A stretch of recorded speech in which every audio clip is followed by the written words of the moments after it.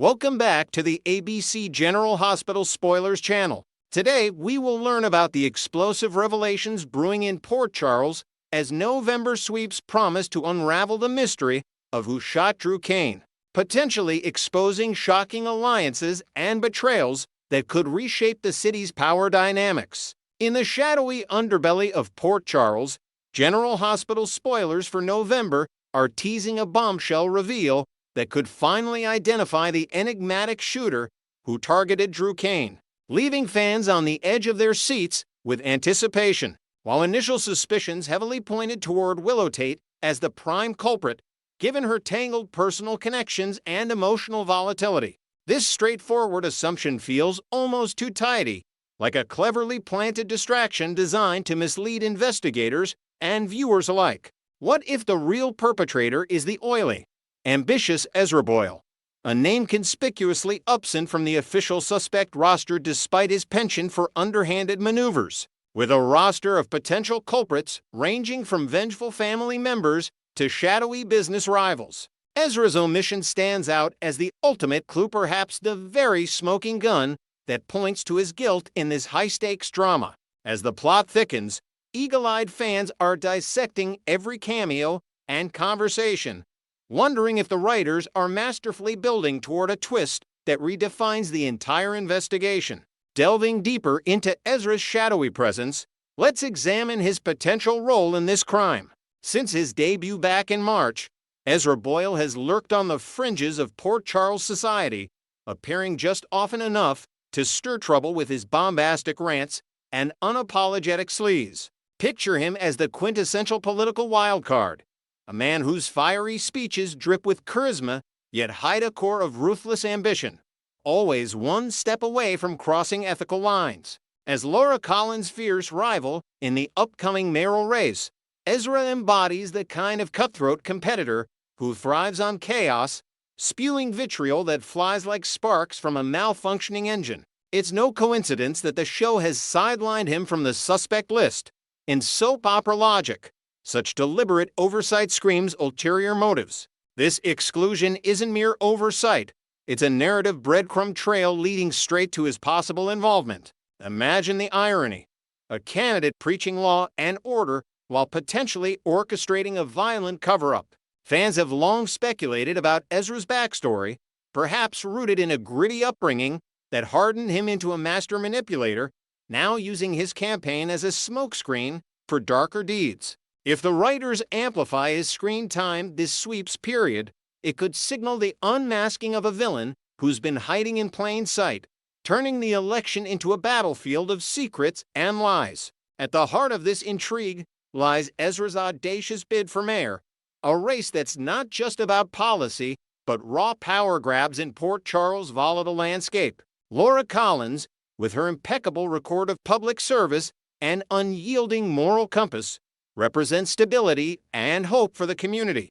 But Ezra positions himself as the bold reformer ready to shake up the status quo, though his methods often veer into the ethically gray. This rivalry isn't isolated. It's intertwined with broader machinations where Ezra and Drew Cain appear to share a clandestine agenda aimed at dismantling Sonny Corinthos' iron grip on the city's underworld. Sonny, ever the kingpin with his web of loyalties and vendettas, has long been a thorn in the side of ambitious players like Drew, who seeks to leverage his business acumen and military-honed instincts to forge new alliances. Enter Jen Sidwell, the enigmatic newcomer whose loyalties remain tantalizingly ambiguous.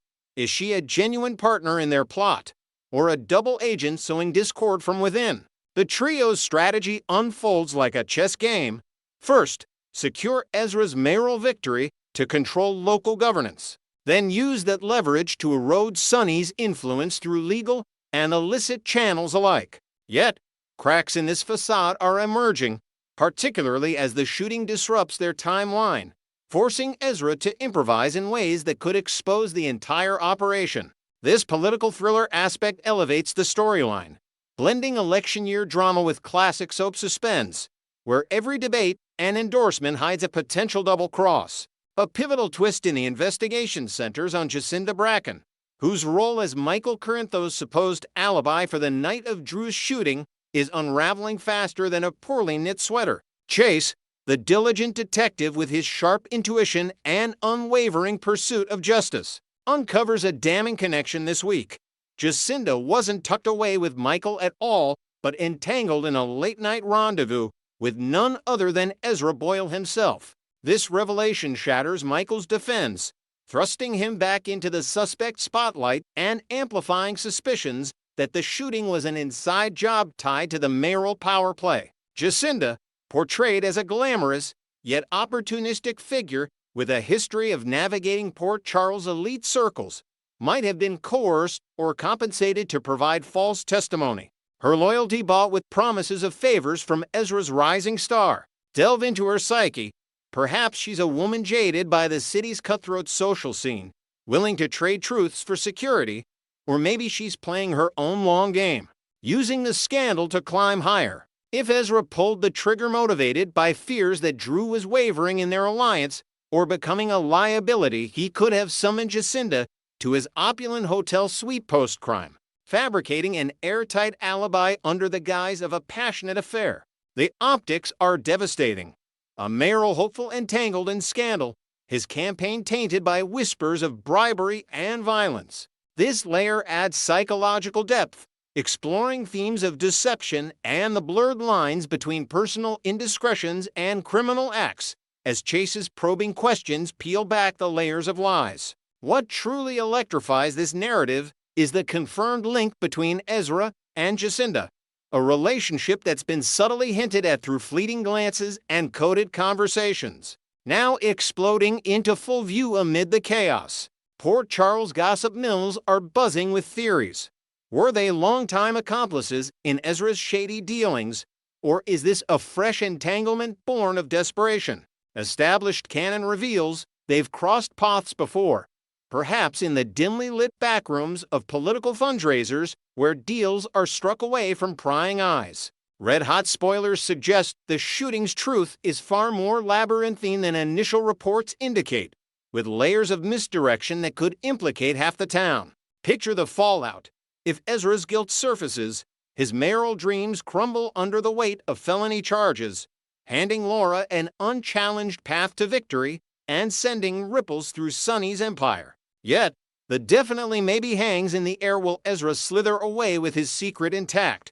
Or will November's climactic confrontations force a confession that shatters alliances forever? NEXT, we will learn about the explosive revelations surrounding Michael Corinthos and the mysterious circumstances of Drew Kane's shooting. In the shadowy underbelly of Port Charles, intrepid Detective Harrison Chase is poised to unravel a web of deception involving Michael Corinthos and his alleged accomplice, Jacinda Bracken, concerning that fateful night when Drew Kane was gunned down. Whispers among the elite circles suggest Michael might have pulled the trigger himself, his behavior turning suspiciously evasive as he even contemplates pinning the blame on his former spouse to shield his secrets. This isn't mere paranoia. Michael's recent brush with destiny, a devastating inferno that scorched over 40% of his body in his father Sonny Corinthos' opulent penthouse, has reshaped him in profound ways, leaving scars both visible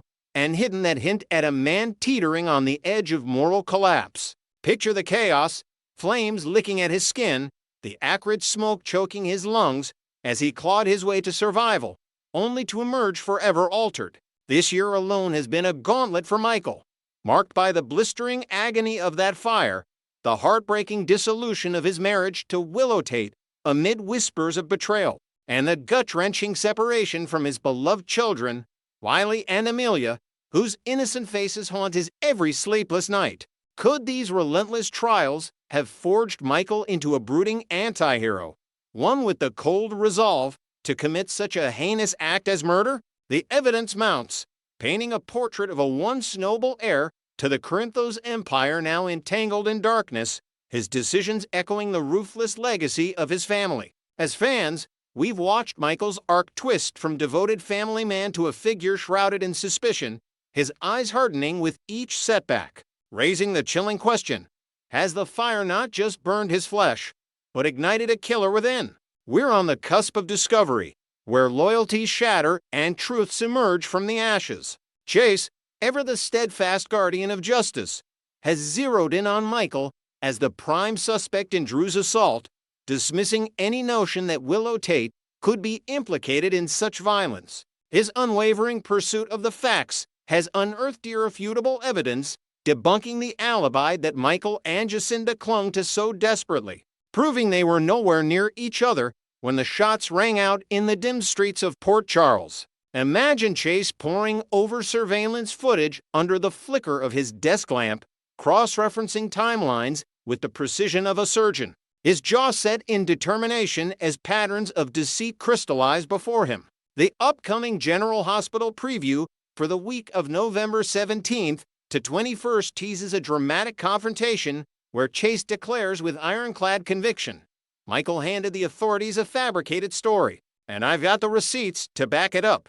This isn't just detective work, it's a crusade against the Corinthos clan's impenetrable fortress of lies, where every loose thread Chase pulls risks unraveling the entire fabric of Michael's carefully constructed facade. Delving deeper, the inconsistencies in Michael's account, vague recollections of his evening, evasive glances during interrogations point to a man desperate to bury his tracks, perhaps driven by a volatile mix of resentment toward Drew's rising influence in the Quartermain business dealings or unresolved family grudges that simmer beneath the surface. Chase's breakthrough doesn't just challenge the alibi, it exposes a potential conspiracy, forcing viewers to question if Jacinda's involvement was coerced or if she too harbors motives tied to Port Charles's cutthroat political undercurrents. Persistent buzz in the fan community swirls around Jacinda's true whereabouts that night, with speculation mounting that she might have been entangled in a clandestine rendezvous with the ambitious city councilman, Ezra Boyle, whose own shadowy dealings could tie into the broader intrigue. Envision the scene, Jacinda slipping away under the cover of night, her heels clicking against the cobblestones toward Boyle's upscale townhouse, where deals are struck in hushed tones over glasses of aged scotch, far from the chaos of Drew's shooting. As the storyline unfolds, we'll witness the unraveling of this rumor, perhaps through a surprise witness or a forgotten receipt that places her at Boyle's side, discussing everything from zoning reforms to personal alliances that threaten the status quo in Port Charles. Boyle himself, with his silver-tongued charisma and rumored ties to underground financing, adds layers of complexity. Could his presence with Jacinda be innocent? Or does it mask a deeper plot involving corporate espionage against the Quartermains? This revelation not only clears Jacinda's path, but ignites a firestorm of political fallout as Boyle's reputation hangs in the balance, potentially dragging in other power players like the ever-scheming Ava Jerome or the calculating Nina Reeves. For Michael, it's a double-edged sword. While it distances Jacinda, it spotlights his isolation, amplifying the scrutiny on his solo actions that evening and hinting at a lone wolf motive fueled by personal vendettas. Yet, let's pause amid the drama to underscore a vital truth. Fabricating an alibi, no matter how elaborate, doesn't equate to wielding the gun that felled Drew. It's a symptom of fear, not necessarily guilt.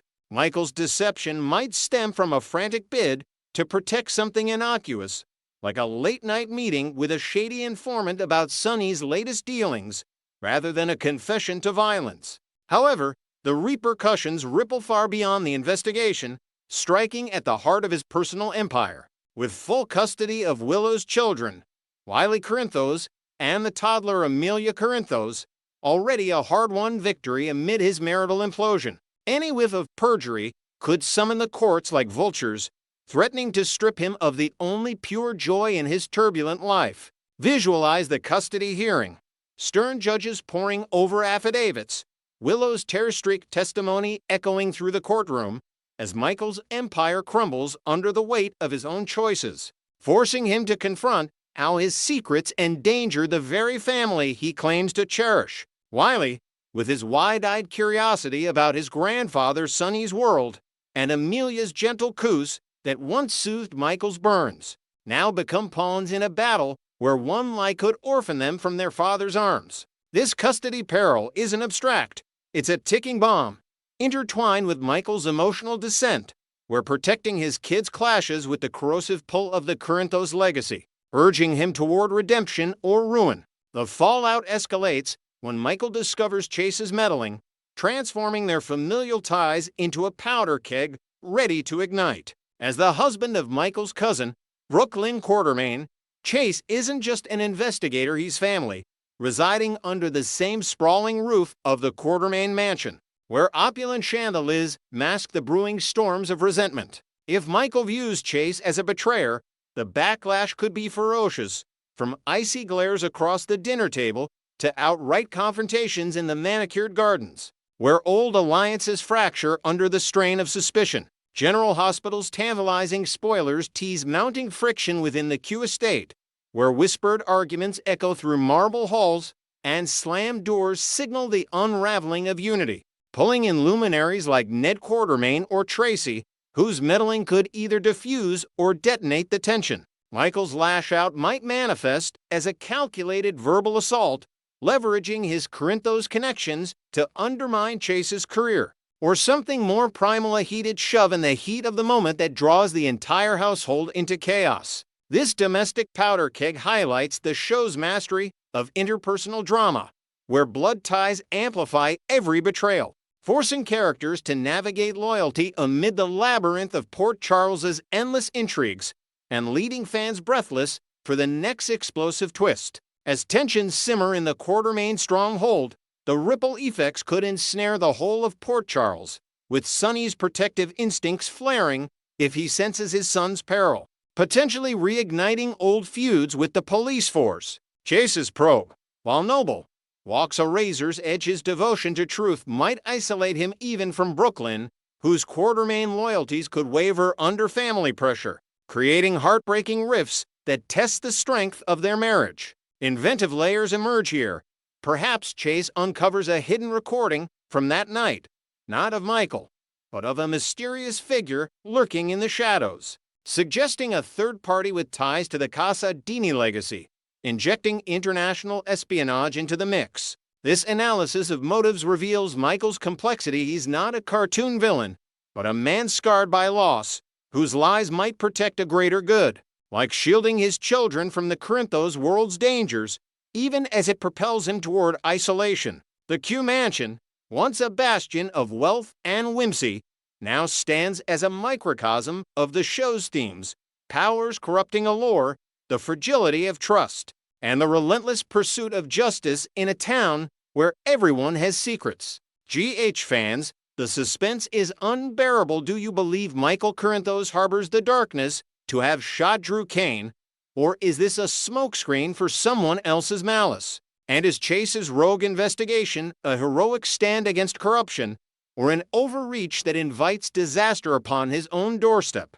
Next, we will learn about the brewing drama surrounding Portia Robinson's unexpected pregnancy and how family meddler Stella Henry might unravel everything in Port Charles. In the bustling heart of General Hospital, whispers of new life are stirring among the staff, with Stella Henry's keen intuition leading the charge. Recently, the sharp-eyed nurse, known for her no-nonsense wisdom, pieced together clues that Portia Robinson is carrying a child, a revelation Curtis Ashford couldn't help but confirm during a tense family chat. Stella, ever the devoted aunt with a soft spot for happy endings, has wasted no time in advocating for Curtis and Portia to patch up their rocky marriage, emphasizing that a baby changes everything and deserves a stable home from day one.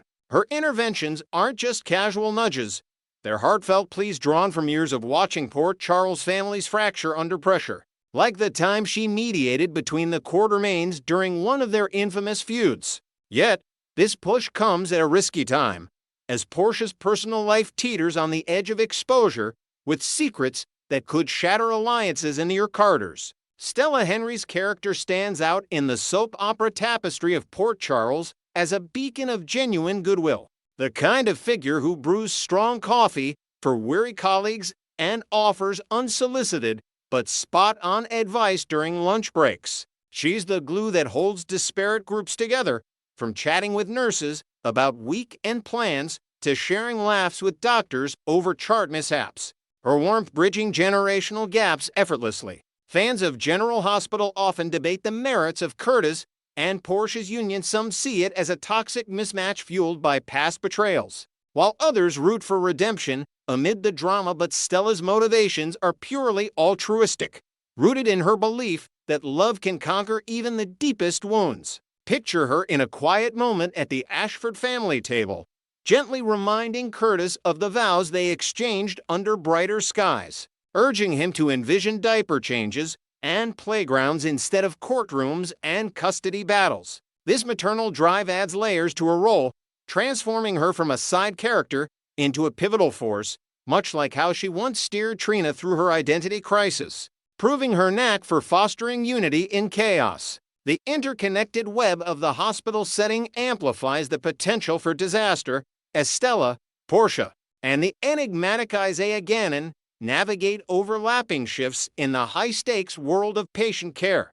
With Stella's desk just steps from Portia's office and Isaiah's rounds frequently crossing paths in the maternity ward, casual conversations could easily veer into forbidden territory. Imagine a hurried staff meeting where Stella, beaming with excitement over the pregnancy news, lets slip a comment while passing Portia a clipboard, her words echoing slightly in the sterile halls. Or perhaps during a coffee run with Curtis in the cafeteria, Stella's animated storytelling about family legacies draws unintended ears. This environment, rife with buzzing pagers and overlapping dialogues, mirrors classic soap tropes where proximity breeds peril, heightening the suspense as alliances form and fracture under fluorescent lights. Adding to the intrigue, Isaiah's recent integration into the team, his calm demeanor hiding a sharper curiosity, positions him perfectly to catch fragments of truth, turning everyday interactions into minefields of revelation.